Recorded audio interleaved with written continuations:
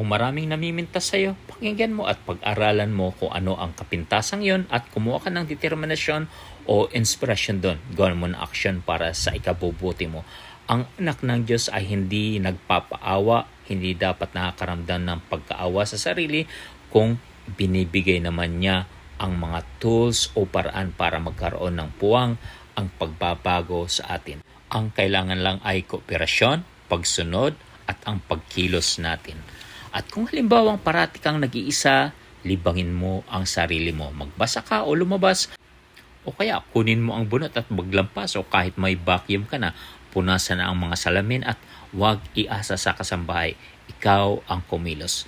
O kaya tumakbo ka, maglibang, maging mabuti sa lahat ng tao na kasalubong mo na kahit ang taong yun ay may ginawang kasamaan sa iyo. Alam nyo, sa totoo lang, hindi tayo nauubusan ng gawain sa bahay. Katamaran na yung